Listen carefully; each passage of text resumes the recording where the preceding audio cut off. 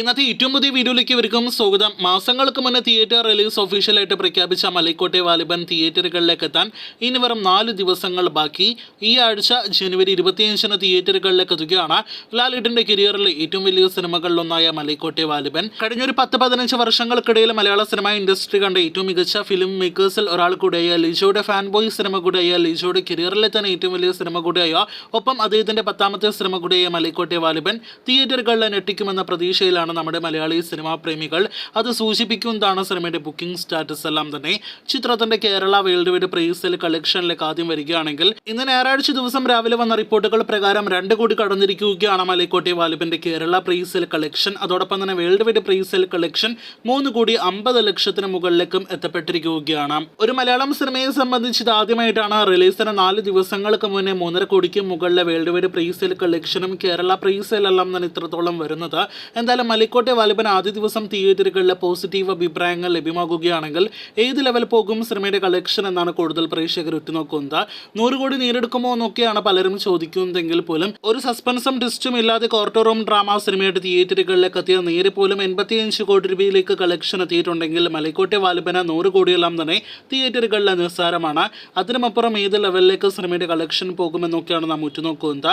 ഒരു പക്ഷേ പോസിറ്റീവ് വരികയാണെങ്കിൽ അന്യ സംസ്ഥാനങ്ങളിലടക്കം കൂടുതൽ മികച്ച കളക്ഷൻ സിനിമയ്ക്ക് നേടിയെടുക്കാൻ കഴിയുമെന്നാണ് നാം പ്രതീക്ഷിക്കുന്നത്. നമ്മുടെ ഒരു പ്രതീക്ഷ വെച്ച 2018 ഇൻഡസ്ട്രി റെക്കോർഡ് മറികടന്ന് 200 കോടിയെല്ലാം തന്നെ മലൈക്കോട്ടെ വാലിബന് ഫൈനൽ കളക്ഷൻ അതിന് മുകളിലേക്കെല്ലാം തന്നെ നേടിയെടുക്കാൻ കഴിയുമെന്നാണ് നാം പ്രതീക്ഷിക്കുന്നത്. അങ്ങനെ പറയാനായിട്ട് പല കാരണങ്ങളുണ്ട്. അതിലൊരു കാരണത്തിലേക്ക് വരികയാണെങ്കിൽ 2018 ഇൻഡസ്ട്രി വിജയ നേട്ടം കൈവരിച്ച മലയാളം സിനിമയാണെങ്കിൽ പോലും ആ സിനിമ ഒരൊറ്റ ദിവസം പോലും വേൾഡ് വൈഡ് കളക്ഷൻ 10 കോടി രൂപയ്ക്ക് മുകളിലേക്ക് എത്തപ്പെട്ടിട്ടില്ല. എന്നാൽ അതേസമയം കേരള ബോക്സ് ഓഫീസ് മാത്രം 12 കോടി രൂപയുടെ പൊട്ടൻഷ്യൽ ഉണ്ട് എന്ന ലിയോ കാണിച്ചു തന്നതാണ്. ഒപ്പം തന്നെ മരിക്കാർ എന്ന സിനിമയ്ക്ക് ഒരൊറ്റ ദിവസം മാത്രം 20 കോടി രൂപയ്ക്ക് മുകളിൽ കളക്ഷൻ നേടിയെടുക്കാൻ കഴിഞ്ഞതോടെ ഒരു മലയാളം സിനിമയ്ക്ക് 20 കോടിക്ക് മുകളിൽ ഒരു ദിവസം കളക്ഷൻ നേടിയെടുക്കാൻ കഴിയുമെന്ന് കാണിച്ചു തന്നതാണ്.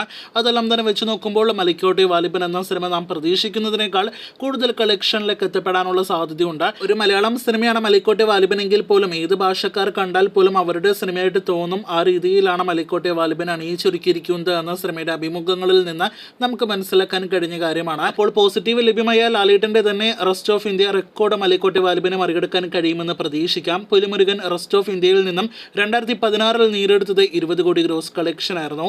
അപ്പോൾ ലാലേട്ടന്റെ തന്നെ പുലിമുരുകനെ തകർക്കാനുള്ള എല്ലാവിധ സാധ്യതകളും നിലവിൽ മലൈക്കോട്ടെ വാലിബന് പോസിറ്റീവ് ലഭ്യമായാലുണ്ട്. അങ്ങനെ തന്നെ സംഭവിക്കട്ടെ. അതിനുമപ്പുറം ഒരു പാനിന്ത്യൻ തരംഗം സിനിമ സൃഷ്ടിക്കുമെന്ന് നിലവിൽ പറയാനായിട്ട് നാം ആളല്ല. സിനിമയുടെ പ്രധാന വെല്ലുവിളിയിലേക്ക് വരികയാണെങ്കിൽ 2018 പോലൊരു അവധിക്കാലത്തല്ല മലൈക്കോട്ടെ വാലിബൻ തിയേറ്ററുകളിലേക്ക് എത്തുന്നത്. മറിച്ച് ജനുവരി, ഫെബ്രുവരി, മാർച്ച് എന്ന കുടുംബ പ്രേക്ഷകരൊന്നും തന്നെ അധികം തിയേറ്ററുകളിലേക്ക് എത്താത്തൊരു സീസണിലാണ് വാലിബൻ തിയേറ്ററുകളിലേക്ക് എത്തുന്നത്. അത് എത്രത്തോളം സിനിമയ്ക്ക് വെല്ലുവിളിയാകുമെന്ന് സിനിമയുടെ റിലീസിന് ശേഷം കണ്ടറിയാം. എന്തായാലും നമ്മുടെ ഒരു പ്രതീക്ഷ ഏറ്റവും കുറഞ്ഞത് 200 കോടി സിനിമയുടെ വേൾഡ് വൈഡ് കളക്ഷനാണ്. നിങ്ങളുടെ അഭിപ്രായങ്ങൾ പറയൂ, കാത്തിരിക്കൂ. കൂടുതൽ വീഡിയോകൾ കേട്ടാം.